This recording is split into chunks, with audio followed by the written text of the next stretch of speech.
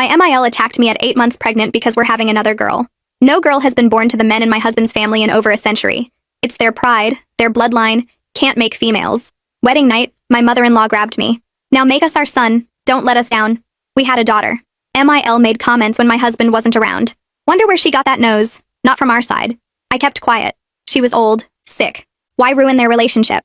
Second pregnancy, another girl. When we announced it, Mill started sobbing. Not ours. Those girls are not ours. She's a cheater. She turned to me.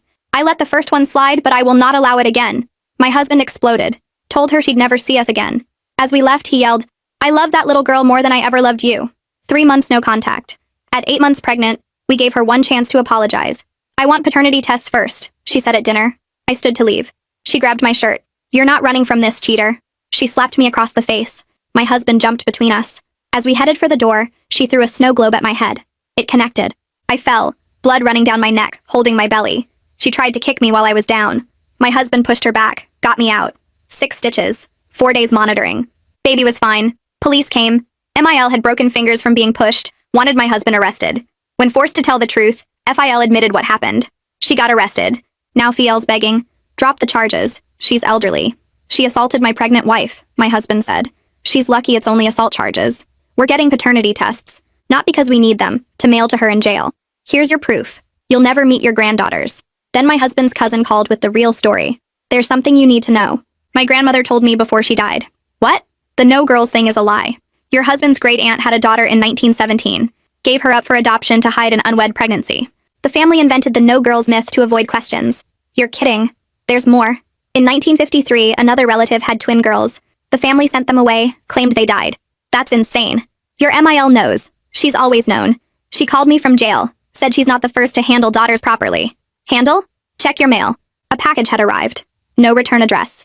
Inside, 2 tiny hospital bracelets from 1953. Name scratched out.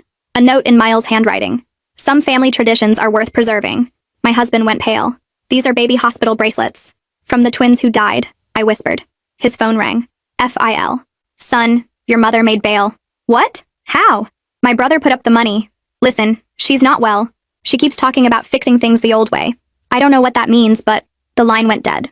Our doorbell rang. Through the peephole, MIL stood there with 2 men I didn't recognize. Call 911, my husband whispered. I dialed. Miel called through the door. We're family. We just want to talk about the baby. Mom, go away. The police are coming. The police can't stop family traditions, son. We've been handling daughters for over a century. Your wife will understand soon. The 2 men started working on our lock. They're breaking in, I whispered to dispatch. That adoption story was the nice version, Emil called out. Want to know what really happened to the twin girls? Their mother learned to keep quiet after. The lock clicked open. My husband grabbed a baseball bat. Get to the bedroom. Lock the door. We don't want to hurt anyone, Mill said, stepping inside. We just need to ensure this baby doesn't survive. For the family legacy. I ran, 8 months pregnant, up the stairs. Heard my husband shouting, fighting. Locked myself in our room. Called 911 again. They're in the house.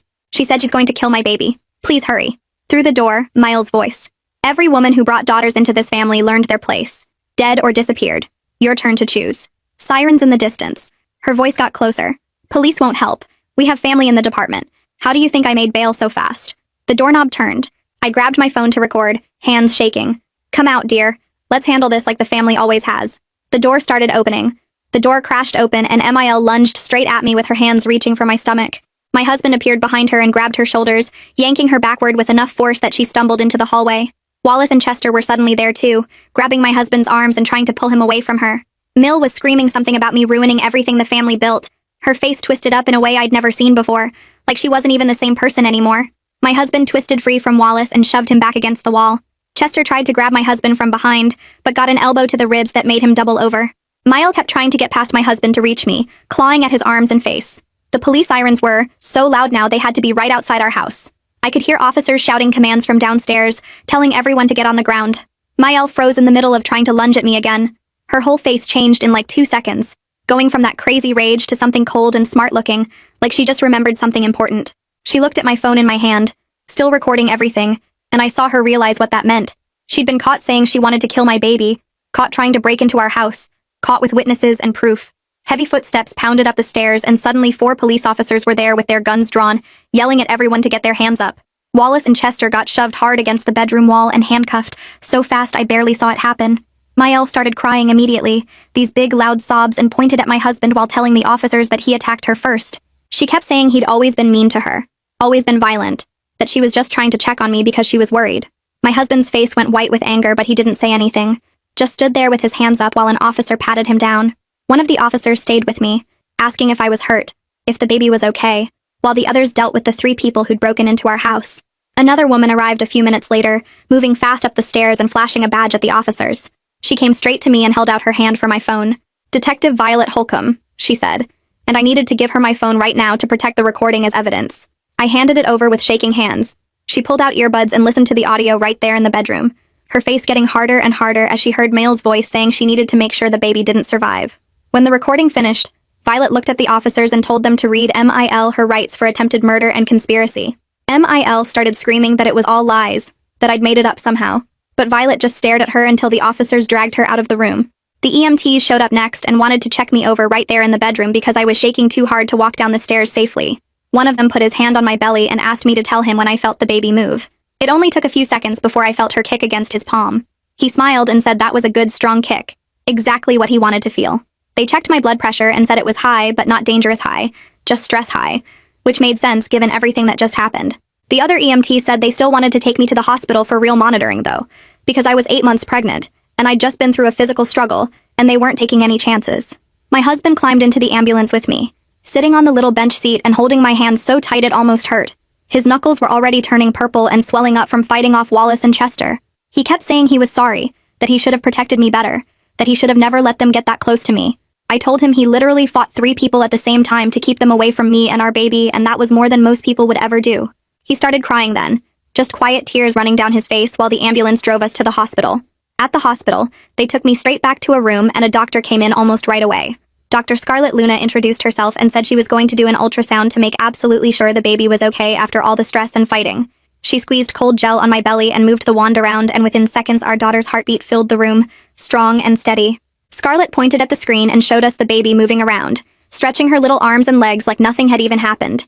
She explained that babies are protected really well inside the mother's body, surrounded by fluid and muscle and everything else, so even when the mother goes through something scary, the baby is usually just fine.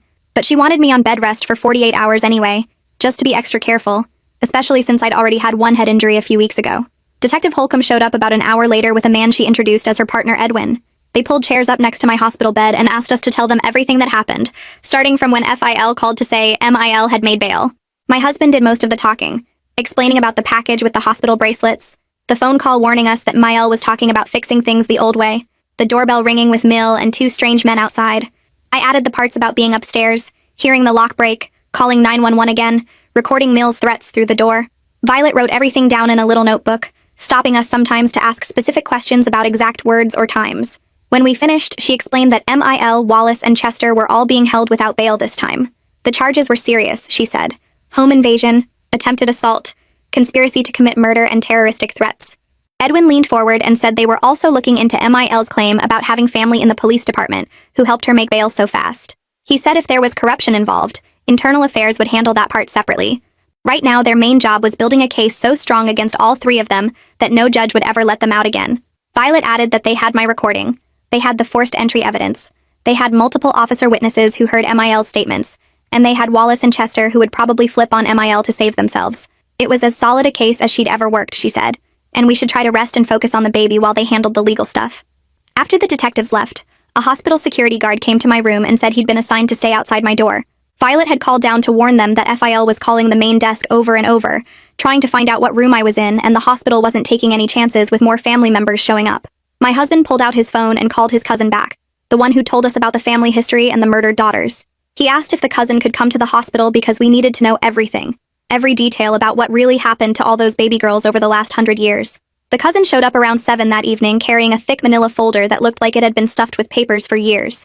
He pulled a chair up to my hospital bed and set the folder on the rolling table, his hands shaking a little as he opened it. He explained that his grandmother told him everything right before she died about 3 years ago, made him promise that if anyone in the family ever tried to hurt another daughter, he had to stop it no matter what. She spent her last days crying about the babies, he said, about how she knew what happened and never spoke up because she was too scared of the family. He started collecting documents after that, searching through old family records and courthouse files and newspaper archives, building evidence of what really happened over the last 100 years. My husband leaned forward and asked what was in the folder. The cousin pulled out the first document, a birth certificate from 1953 for twin girls born to my husband's great-aunt. Their names were listed as Mary and Margaret, born on June 14th at the county hospital, both listed as healthy full-term babies. He set that aside and pulled out a death certificate dated just 3 days later, claiming both babies died of sudden illness, signed by a family doctor who lost his license 2 years after that for falsifying medical records. Then came newspaper clippings about the 1917 adoption, except the articles told a different story than the family version. The birth mother had tried to keep her baby girl, fought the adoption in court, claimed her family was forcing her to give up a healthy child for no medical reason. The judge ruled against her because her father and brothers all testified she was unstable and unfit, and the baby disappeared into the adoption system with all records sealed. My husband picked up one of the clippings and read it 3 times, his face getting paler each time. The cousin kept pulling out more papers, letters written between family members in the 1920s and 30s and 40s.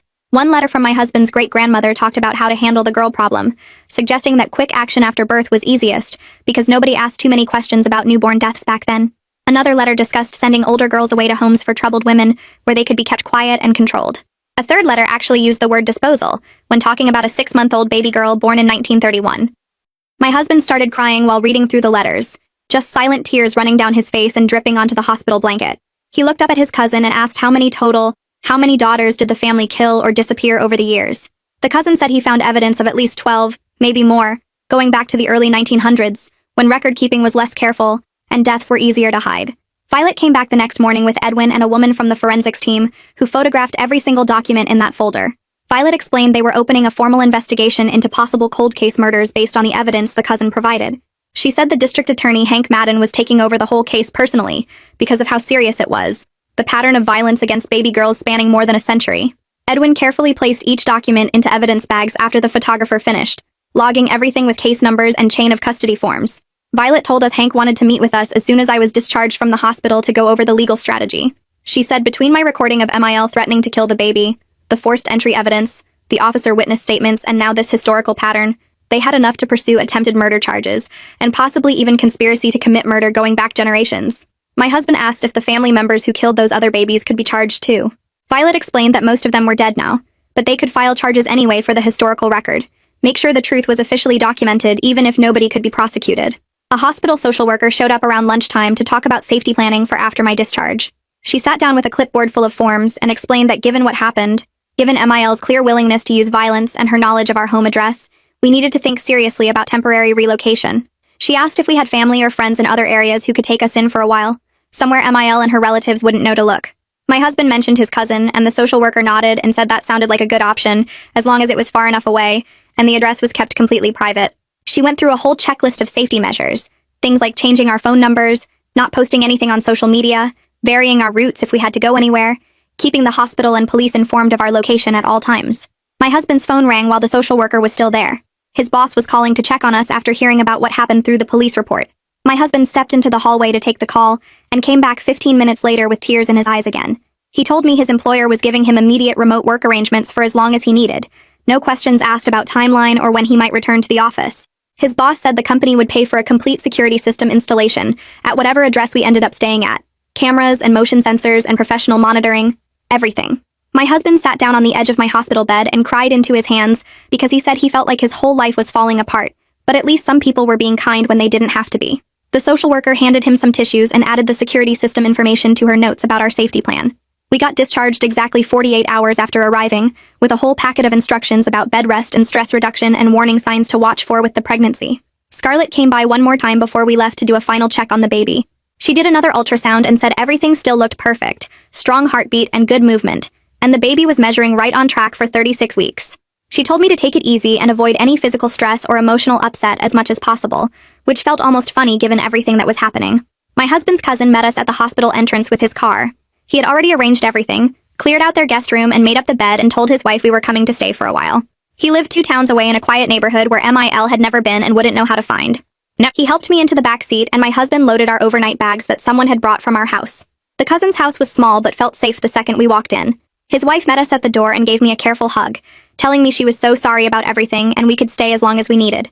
She had set up the guest room with extra pillows and a little table next to the bed with water and snacks, and my phone charger already plugged in. She showed us the baby monitor system she installed, 1 unit in our room and 1 in their bedroom, so they could hear if I needed help during the night while my husband was dealing with police calls and lawyer meetings. My husband thanked her about 5 times, and she just waved him off and said, "Family helps family," even if his blood family turned out to be monsters. I spent most of that first day in bed resting like the doctor ordered while my husband dealt with phone calls in the living room. I could hear his voice through the door, talking to Violet and Edwin and lawyers and his work. The same conversations over and over about what happened and what came next. Detective Edwin called late that afternoon with news about the corrupt officer. My husband came into the bedroom to tell me they had identified who expedited MIL's bail, and he was suspended pending a full investigation by Internal Affairs. Edwin said it turned out the officer was actually FIL's nephew, not some random family connection in the department, which explained how MIL knew exactly who to contact for help. The suspension was immediate, and the investigation was looking into whether he had helped cover up other family crimes over the years. My husband said Edwin sounded confident they would find more corruption because a guy willing to help his aunt make bail after assaulting a pregnant woman probably wasn't too careful about following rules in general. The next morning, Hank Madden drove out to the cousin's house to meet with us in person. He was younger than I expected, maybe 40, with a serious face and a briefcase full of documents. He sat down at the kitchen table with us and laid out the legal strategy in clear terms. He was bringing attempted murder charges against MIL, conspiracy charges against Wallace and Chester for helping her break into our house, and he was pursuing the maximum possible sentences for all 3. He explained that the pregnancy made it attempted murder of an unborn child, which carried serious penalties, and the historical pattern of violence against daughters would be presented as evidence of premeditation and motive. Hank said he wanted us to understand this would be a long process, probably several months before trial, and we needed to be prepared for MIL's lawyers to try every possible defense. My husband asked what kind of defenses they might use. Hank said they would probably claim mental illness or diminished capacity due to age, try to paint MIL as a confused old woman who didn't understand what she was doing. But he had my recording where Mel sounded completely clear and purposeful when she threatened to kill the baby, plus the evidence of planning and recruiting help, which would destroy any claim that she wasn't in her right mind. He pulled out a legal pad and walked us through the timeline: preliminary hearings and discovery and motions and jury selection, all the steps between now and an actual trial. Hank explained that my recording was the most important piece of evidence they had. Mael explicitly stated her intent to kill the baby on that recording. Use the exact words, "ensure this baby doesn't survive." She also referenced the family's history of handling daughters, which connected her current actions to the historical pattern of murders. Combined with the physical evidence of the forced entry, the tool marks on our lock, the officer testimony about what they heard. When they arrived and the witness statements from Wallace and Chester, who would probably flip on her to save themselves, Hank said he was confident about getting a conviction. But he wanted us ready for a hard fight because MIL's family had money and would hire expensive lawyers who would drag out every possible procedural challenge. 2 days later, Hank called with news that made my husband's face go hard. FIL's lawyer had reached out offering a deal: immunity from prosecution in exchange for testimony against MIL. The lawyer claimed FIL was ready to tell everything about what happened to the 1953 twins and other daughters throughout the family history. My husband paced the cousin's living room while Hank explained the offer over speakerphone. FIL would provide details about burial locations, names of family members involved in the murders, and documentation he'd kept hidden for decades. Hank said the prosecutors were interested because FIL's information could help them build cases on multiple cold case murders, but he wanted us to understand this was probably self-preservation rather than genuine guilt or remorse. My husband stopped pacing and stared at the wall for a long moment before responding that he wouldn't speak directly to his father under any circumstances, but the prosecutors could use whatever testimony FIL provided if it helped put Mael away for life. Hank said that was exactly the arrangement he'd recommend, and he'd make sure all communication went through legal channels, so my husband never had to face his father again. After the call ended, my husband sat down next to me on the couch and put his head in his hands. I didn't say anything, just put my hand on his back while he processed what his father's cooperation really meant, that FIL had known about murdered babies his entire adult life and stayed silent until it benefited him legally. The next morning, my husband made arrangements to deal with our actual house since I couldn't go back there yet. He called a locksmith and scheduled a complete rekey of every door and window lock, then contacted a security company about installing cameras and motion sensors throughout the property. A cleaning service was hired to go through the house and clean up the damage from the break-in, the broken door frame and scattered belongings, and the general mess left behind by the police investigation. My husband handled all of this over the phone from the cousin's kitchen while I stayed in bed like the doctor ordered. Between calls, he came in to tell me he thought we should sell the house after the baby was born. I agreed immediately because I couldn't imagine ever feeling safe there again. Not after MIL had forced her way inside with the explicit intent to kill our child. The house was supposed to be where we built our family, where our daughters would grow up, but now it just felt like a crime scene. My husband said he'd talk to a realtor once things settled down, but for now the security upgrades were necessary to protect the property and our belongings, even if we weren't living there. 3 days after the home invasion, I woke up at the cousin's house with cramping that felt different from the usual pregnancy discomfort. I tried to ignore it and went back to sleep, but an hour later the cramping turned into actual contractions. My husband was already awake and noticed me breathing through the pain. He timed the contractions for 20 minutes, and when they stayed consistent at 7 minutes apart, he called Dr. Luna's emergency line. She told us to come to the hospital immediately because at 36 weeks the baby was early enough to need monitoring, but developed enough to be healthy if labor continued. The drive to the hospital felt surreal. My husband gripping the steering wheel too tight while I focused on breathing and trying not to panic about having the baby 4 weeks ahead of schedule. Dr. Luna met us in the labor and delivery unit and examined me right away. She explained this was likely stress-induced labor, that my body had been through so much trauma in the past week that it triggered early delivery, but she assured us the baby was developed enough to handle being born now. They hooked me up to monitors that showed the baby's heartbeat strong and steady, even as my contractions got closer together. Dr. Luna said she'd monitor everything carefully and intervene if necessary, but for now it looked like we were having a baby today whether we were ready or not. Labor progressed faster than expected, probably because this was my second delivery and my body knew what to do. 6 hours after we arrived at the hospital, our daughter was born weighing 6 pounds 2 ounces, perfectly healthy despite being 4 weeks early. The nurses placed her on my chest and she let out a strong cry that made my husband start sobbing. He stood next to the bed with tears streaming down his face, reaching out to touch her tiny hand. When the nurses took her to clean her up and check her vital signs, my husband followed them across the room like he couldn't bear to let her out of his sight. After they confirmed she was completely healthy, just a little small, they brought her back wrapped in a hospital blanket. My husband held her for the first time and whispered that she was wanted and loved and would never have to hide who she was. He told her she was perfect exactly as she was, that being a girl made her special and important, not something shameful that needed to be erased. I watched him cradle our daughter and promise her a life free from the hatred and violence that had defined his family for generations. Later that day, after I'd rested and the baby had nursed successfully, we talked about names. My husband said he wanted to name her after his grandmother, the woman who told the cousin the truth on her deathbed. He explained that his grandmother had tried to stop the family pattern, even though it took her entire life to find the courage, and she deserved to be honored for breaking the silence. I loved the idea of giving our daughter a name connected to the one person in his family who'd done the right thing. We filled out the birth certificate paperwork with her name written clearly, a tribute to the woman who'd helped save our lives by telling the truth before she died. The hospital assigned extra security to our room because Hank had warned them about potential threats. He'd learned that FIL was making statements about wanting to meet his granddaughter before he died, using his age and health as justification for why we should allow visitation. My husband told the nurses that his father was absolutely not welcome under any circumstances, and if FIL showed up, we'd get a restraining order immediately. The nurses noted it in their system and assured us that no one would get past the security desk without our explicit approval. A guard was stationed outside our door around the clock, which should have felt like overkill, but actually made me feel safer given everything that had happened. On our second day in the hospital, Violet came by with news that actually made us both smile for the first time in days. Wallace and Chester had both agreed to plea deals in exchange for testifying against MIL. They'd provided detailed statements about how MIL recruited them, claiming we were abusing her, and she needed help rescuing her son from a dangerous situation. Wallace told investigators that MIL had approached him at a bar where he worked security, spinning a story about her daughter-in-law holding her son hostage and threatening to hurt the baby. Chester had a similar story, that MIL found him through a mutual acquaintance and convinced him she was a desperate grandmother trying to save her family. Both men now admitted they should have questioned her story more carefully, especially when she started talking about ensuring the baby didn't survive, but they'd believed her initial claims about abuse. Violet explained that their testimony would be crucial because it proved MIL's premeditation and her explicit statements about intending to harm the baby. The plea deals meant Wallace and Chester would serve reduced sentences for home invasion and conspiracy, probably 8 to 10 years each depending on their prior records, but they'd be convicted felons with significant prison time. Requested Reds is on Spotify now. Check out link in the description or comments. More importantly, their cooperation provided prosecutors with additional evidence showing MIL had planned the attack carefully, recruiting help and lying about her motivations to get people to assist with breaking into our home. Violet said Hank was confident their testimony combined with my recording would make MIL's conviction almost certain, and the historical pattern of violence would push for maximum sentencing. We were discharged from the hospital after 3 days with a healthy baby girl who'd passed all her health checks despite being early. The cousin picked us up and drove us back to his house, where our older daughter was waiting to meet her little sister. She'd stayed with the cousin's wife during the delivery, and they'd prepared her by explaining that the baby came early, but was perfectly fine. Our older daughter approached the car seat carefully, eyes wide with fascination at the tiny baby sleeping inside.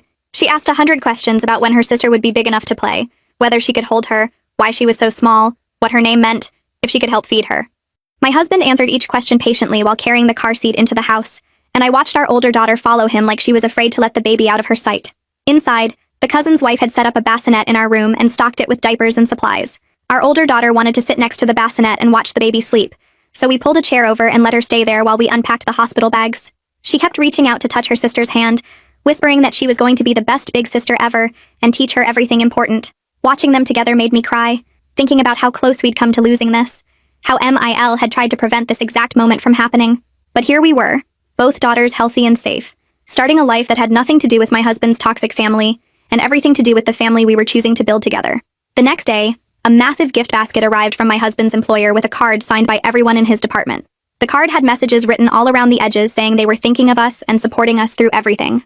My husband opened it in the cousin's kitchen and just stared at all the signatures for a long time before he started crying. His boss had written a note at the bottom saying they'd set up a meal train to bring us dinner every night for the next month so we wouldn't have to worry about cooking while dealing with a newborn and everything else. I cried too because we'd felt so alone and cut off from normal human kindness for so long. It felt weird that people we barely knew were being nicer to us than my husband's own family had ever been. The cousin's wife helped us set up a calendar to track who was bringing food each night, and made sure they all had the correct address since we weren't at our regular house anymore. That afternoon, Hank called with an update that made my stomach drop. FIL's testimony had led investigators to 3 potential burial sites on the family property, where he claimed his mother and grandmother had buried infant daughters over the decades. Forensic teams were getting ready to excavate once they got the proper warrants, and brought in cadaver dogs to confirm the locations. My husband's hands shook while he was on the phone, and he had to sit down at the kitchen table. Hank explained the process would take several weeks because they needed to document everything carefully for potential murder charges, even though the people who did it were already dead. The idea that there might actually be baby bodies buried on his family's land made my husband physically sick. He ran to the bathroom and I heard him throwing up. When he came back, he looked pale and asked Hank if they really thought they'd find anything, or if Phil might be lying.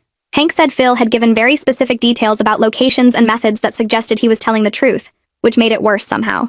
2 weeks later, Hank called again. The forensic teams had discovered remains at 2 of the 3 sites. My husband answered the phone and I watched his face go white as Hank explained what they'd found. DNA testing would take months to confirm identities, but the preliminary evidence suggested the remains were consistent with infant females from the 1950s timeframe. That meant FIL had been telling the truth about at least some of the family's crimes. There were actually dead babies buried on the property, babies who'd been killed just for being girls. My husband hung up and sat on the couch staring at nothing for almost an hour. Our older daughter asked him why he looked so sad, and he told her he'd just learned something very bad about his family from a long time ago. She climbed into his lap and hugged him, which made him start crying again. That night he couldn't sleep, and I found him sitting in the nursery watching our baby daughter sleep in her bassinet. He whispered that he couldn't believe his own grandmother and great-grandmother had actually murdered babies, that it wasn't just family stories or exaggerations, but real, actual murders. Around the same time, Neil's lawyer tried to argue that she was mentally unfit to stand trial because of her age and possible dementia. Hank told us about it over the phone and said he wasn't worried. He'd already brought in psychiatric experts who evaluated MIL thoroughly and determined she was completely competent and had been acting with clear premeditation and intent. The evaluation showed she knew exactly what she was doing when she came to our house and tried to hurt me and the baby. Her memory was fine, her reasoning was clear, and she understood right from wrong. She just believed killing daughters was the right thing to do for the family. The mental fitness defense was destroyed before it even really started. Hank said the evaluation actually helped the prosecution because it proved MIL was dangerous in a calculated way, not just confused or sick. A few days after that, we got a letter forwarded from our old address. It was from someone named Margaret who said she was the granddaughter of the 1917 adoption daughter. She'd found us through news coverage of the case and wanted us to know that her grandmother had lived a good life with her adoptive family, but her grandmother had always wondered about her birth family and died never knowing the truth about why she was given up. Margaret included a photo of her grandmother as an old woman, and I stared at it for a long time. She had the same nose as our older daughter, the same smile. My husband looked at the photo and started crying again because it proved his family had been lying about everything for so long. We called Margaret back and arranged to meet her at a coffee shop halfway between our towns. When we walked in with our older daughter, Margaret stood up and gasped. She looked at our daughter and then at the photo she'd brought of her grandmother, and you could see the family resemblance immediately. Same nose, same smile, same way of tilting her head when she was thinking. Margaret started crying and said it was like seeing a ghost of her grandmother as a child. She told us her grandmother had been happy with her adoptive parents, but always felt like something was missing, always wondered why her birth mother gave her up. Now Margaret understood it wasn't a choice. It was the family forcing it to hide an unwed pregnancy and maintain their lies about not having daughters. Meeting her felt strange and sad and good all at the same time. She looked remarkably like our older daughter, which proved she was definitely part of the family bloodline despite Mill's claims that daughters couldn't come from their side. The genetics didn't lie even if the family did. Margaret asked if she could stay in touch with us and meet both our daughters as they grew up, and we said yes because she was the only decent connection to my husband's family history that existed. 2 weeks after our baby was born, the preliminary hearing happened at the courthouse. My husband went while I stayed home with both girls. He came back 3 hours later looking shaken and pale. He sat down at the kitchen table and told me Phil had testified in detail about how his mother and grandmother killed infant daughters by suffocation and buried them on the family land. FIL described the methods they used, the locations of the graves, and the years when it happened. He testified that he'd known about it his whole life because his mother told him when he was a teenager, explaining it was family tradition to handle daughters this way. My husband said listening to his father describe baby murders in a calm, matter-of-fact voice was the most horrible thing he'd ever experienced. FIL's testimony revealed that the whole no girls mythology was deliberately created in the 1920s to explain why daughters kept disappearing from the family. The family elders decided it was better to claim genetic impossibility than risk questions about missing babies. They spread the story at family gatherings, told it to neighbors and friends, and eventually everyone just accepted it as fact. By the time my husband was born, the mythology was so established that nobody questioned it anymore. It became family pride instead of family shame, this idea that their bloodline was so strong and male that it couldn't produce females. The truth was they'd been producing females all along and killing them. During FIL's testimony, Mills' reaction was caught on the courtroom cameras. She started screaming at Phil that he was betraying everything they built together. She yelled that he was weak and pathetic for telling the truth, that he should have protected the family legacy no matter what. The bailiffs had to remove her from the courtroom while she was still screaming at him. Hank told my husband later that her outburst actually helped the prosecution because it showed her complete lack of remorse and her view of the murders as justified family tradition rather than crimes. After the hearing, the judge denied bail again and ordered MIL to undergo psychiatric evaluation at the state facility. The evaluation took a week and confirmed everything we already knew. She was competent and understood what she'd done, but she genuinely believed killing daughters was necessary to preserve family honor. The psychiatrist's report said she showed no remorse, no understanding that her beliefs were wrong, and posed an extreme danger to any female children in the family. The evaluation concluded she would absolutely try again if given the opportunity, which made her too dangerous to ever release. 2 weeks after the evaluation, we started seeing a therapist who works with families dealing with cult-like thinking and abuse. Her office was small and comfortable with soft chairs and toys in the corner for kids. She explained that MIL grew up hearing this mythology about no girls being born and truly believed daughters brought shame to the family. It didn't excuse what MIL did, but it helped us understand how deep the belief went. The therapist said MIL wasn't crazy in the legal sense. She was brainwashed by generations of family lies and violence. Our older daughter started having bad dreams about a scary grandma, even though she wasn't there when MIL broke into our house. She would wake up crying and asking if the mean lady was coming back. The therapist told us that kids pick up on their parents' stress even when we try to hide it. She suggested family play therapy where our daughter could act out her fears with dolls and toys. We went twice a week, and slowly our daughter started sleeping better. Meanwhile, Hank called with news about a plea deal. The prosecution offered MIL life in prison with a chance at parole after 25 years if she pled guilty to attempted murder and conspiracy. Her lawyer told her to take it because the evidence against her was overwhelming. MIL refused. She told her lawyer she did nothing wrong and demanded a trial because she wanted to prove daughters shouldn't exist in their family. Hank said her refusal actually helped our case because it showed she had zero remorse and still believed killing babies was justified. The trial got scheduled for 3 months away. Hank explained this was faster than normal because the judge understood the urgency with our baby's safety and the historical pattern of violence. Plus, the evidence was so strong that both sides needed less time to prepare than usual. During one of our therapy sessions, my husband and I realized we couldn't keep living in the house where MIL attacked us. Every time I walked past the bedroom where I hid while she tried to break in, I felt sick. We decided to sell and move somewhere his extended family didn't know about. The realtor we found was really understanding when we explained we needed good security and total privacy. She showed us houses in a town 40 minutes away and found a perfect place with a gated entrance and new locks on every door. We made an offer the same day. Moving into the new house felt like starting over completely. My husband and I painted the nursery together in soft yellow and hung pictures of flowers on the walls. He built shelves for both girls' rooms using wood he picked out himself. Every nail he hammered felt like building something good with no connection to his family's awful history. Our older daughter adjusted faster than I expected. Within 2 weeks, she made friends with kids who lived on our street.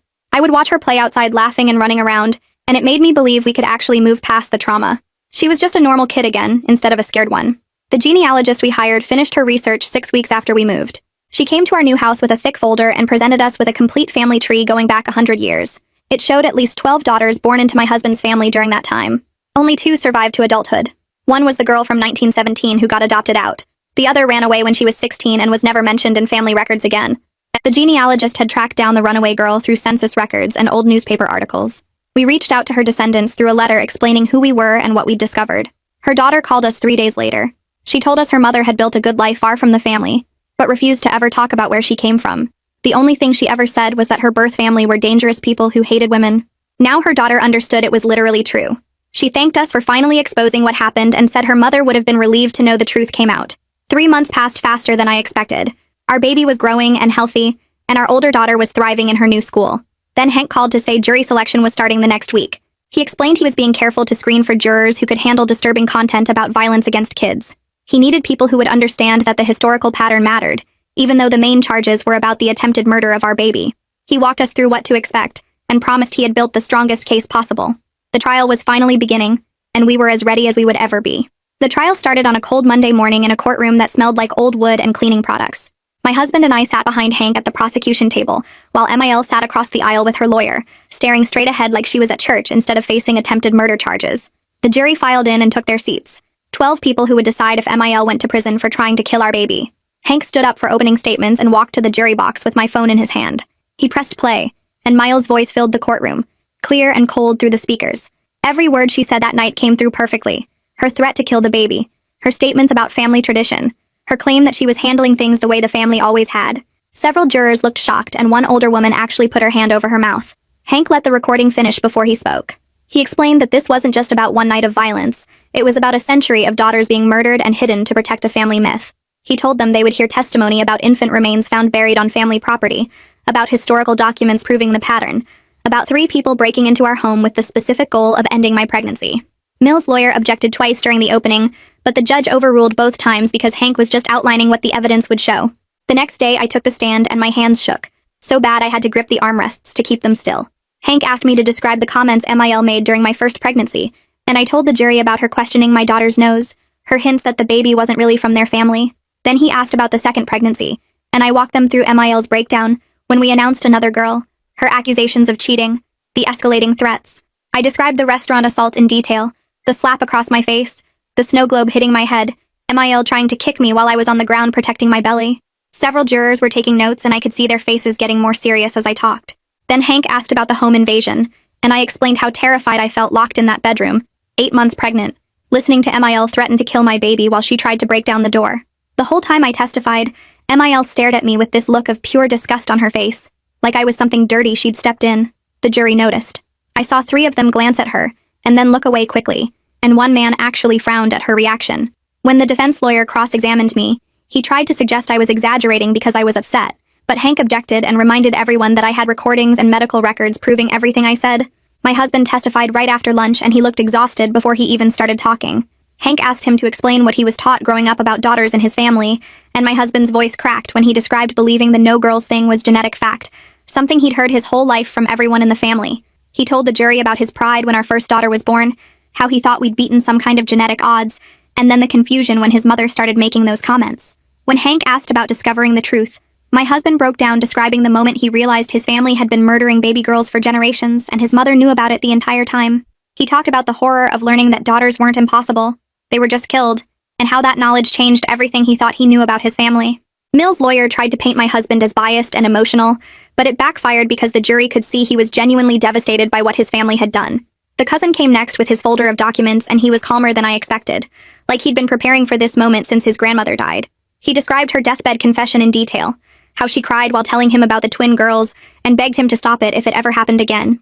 Hank had him walk through each document, the birth certificates that proved the twins existed, the newspaper clippings about adoptions that were actually forced separations, the letters between family members discussing how to handle the girl problem.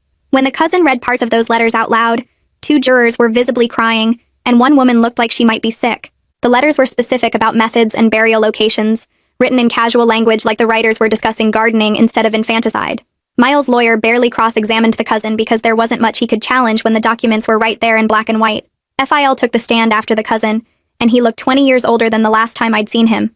Hank asked him what his mother told him about the family tradition, and FIL described conversations where she explained that daughters brought shame to the family, that they had to be handled quietly to preserve the bloodline mythology. He gave specific details about burial locations on the family property, and described methods his mother said were used, information he couldn't have known unless someone told him directly. Miles' lawyer attacked him hard during cross-examination, pointing out that he was testifying to save himself from harsher charges, suggesting he was making things up to get a better deal. But Hank came back on redirect and had FIL describe exact locations where remains were later found, proving he was telling the truth because the police hadn't released those details publicly. Wallace testified that MIL approached him at a bar and told him her daughter-in-law was abusing her son and keeping her away from her family. He said she cried and begged for help, claimed she just wanted to talk to us, but we'd gotten a restraining order that wasn't real. She promised him money and insisted they were doing the right thing by helping her get into our house. Chester's testimony was almost identical, describing how MIL recruited him through Wallace and convinced them both that we were the bad guys. Both men admitted she told them specifically that she needed to handle the baby before it was born, though they claimed they didn't understand she meant killing it until they were already at our house. The jury didn't look sympathetic to either of them. The forensic anthropologist brought photographs and reports about the infant remains found on the family property. She explained that DNA testing confirmed the remains were related to my husband's family line, and that the bones were consistent with female infants who died in the 1950s timeframe. She described the burial methods and locations, which matched exactly what FIL had described in his testimony. Mael's lawyer tried to suggest the remains could be from natural deaths, but the anthropologist shut that down by explaining that the burial locations and methods were consistent with concealment, not normal infant burial practices from that era. The defense put on almost no case, just Mael's lawyer standing up and arguing for 20 minutes that she was a confused old woman who loved her family and made bad choices trying to protect them. He claimed she was scared and irrational, that she didn't really mean the threats on the recording, that everything got blown out of proportion. The jury looked completely unconvinced, especially after sitting through days of testimony, and evidence showing Mil was coherent and purposeful throughout everything. Hank's closing argument took 3 hours, and he walked the jury through every single piece of evidence showing Mael planned this, intended to kill our baby, and had zero remorse about any of it. He played the recording again and pointed out how clear and rational Mil sounded when she threatened to kill my baby for the family legacy. He reminded them about the historical documents, the buried remains, FIL's testimony about family tradition. He argued that attempted murder charges existed specifically for people like Mil, someone who tried to kill a baby and would absolutely try again if given any chance. The defense's closing argument lasted maybe 30 minutes, and mostly repeated the confused elderly woman angle that nobody was buying. The jury went out to deliberate at 2 in the afternoon. We waited in a victim services room down the hall, me and my husband and our baby girl who had no idea how close she'd come to never being born. 4 hours later, the bailiff came and said the jury had reached a verdict. We walked back into the courtroom and I felt sick with nerves even though Hank said 4 hours was a good sign. The jury foreman stood up and read guilty on every single count: attempted murder, conspiracy, home invasion, terroristic threats, assault. Mael didn't react at all, just sat there staring at nothing while the judge polled each juror individually to confirm their votes. My husband grabbed my hand and squeezed it so hard it hurt, but I didn't care because it was finally over. Sentencing happened 2 weeks after the verdict, and we were back in the same courtroom with the same judge. Mil sat at the defense table looking smaller somehow, like the guilty verdicts had physically shrunk her. The judge reviewed the case file for what felt like forever, before he finally looked up and started speaking. He said the historical pattern of violence against infant daughters in the family, combined with Mil's complete lack of remorse throughout the entire trial, made her too dangerous to ever be released back into society. Life in prison without possibility of parole for 40 years, which at her age meant she would die behind bars. Mil didn't react at all when he said it, just kept staring straight ahead like she was somewhere else entirely. My husband grabbed my hand under the table and I felt his whole body relax next to mine. Wallace got sentenced next and received 8 years for home invasion and conspiracy. The judge said he'd be eligible for parole after serving 2/3 of the sentence if he demonstrated genuine rehabilitation, which meant just over 5 years if he behaved. Chester got 10 years because he had a prior criminal record for assault. Same parole eligibility after 2/3. Both men looked relieved compared to what Mil got, and Wallace actually apologized to us when the judge asked if he had anything to say. Chester just nodded and said he made a terrible mistake trusting Mil.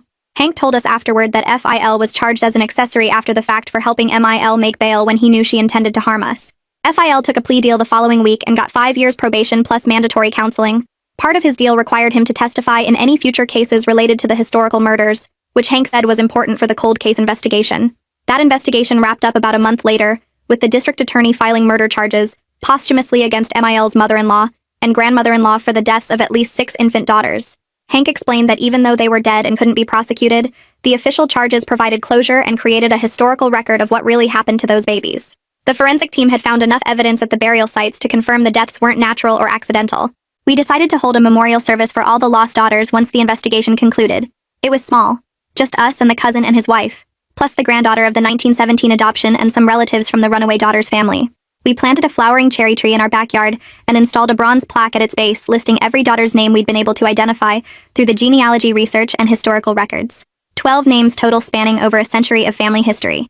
The 1917 descendant brought flowers and photos of her grandmother, who had lived a good life, but never knew why she'd been given away as a baby. The runaway daughter's son talked about how his mother refused to ever speak about her birth family, except to warn him that some bloodlines carried darkness. Standing there with all those people who shared my daughter's DNA felt surreal, like we were reclaiming something that had been stolen and buried for generations. 6 months after the trial ended, our older daughter asked why we didn't see Grandma anymore. She was 4.5 by then, and starting to notice that other kids had grandparents who visited or sent birthday cards. We sat down with her in the living room and explained in the simplest terms we could manage that Grandma had made very bad choices that hurt people. We told her that sometimes when adults make dangerous choices, they have to go away to a place where they can't hurt anyone else. And that's what happened to Grandma. She asked if Grandma would ever come back, and my husband told her no. Grandma would be staying in that place for the rest of her life because the choices she made were so serious. Our daughter seemed to accept this and went back to playing with her toys, though she brought it up occasionally over the next few weeks before finally stopping. Our younger daughter turned 8 months old around the same time and was thriving in every way. She hit all her developmental milestones early, rolling over and sitting up and starting to crawl like she was in a hurry to explore everything. Her personality was already showing through, fierce and determined and completely her own. My husband joked constantly that she was proving the family mythology wrong just by existing, being strong and healthy and unmistakably herself.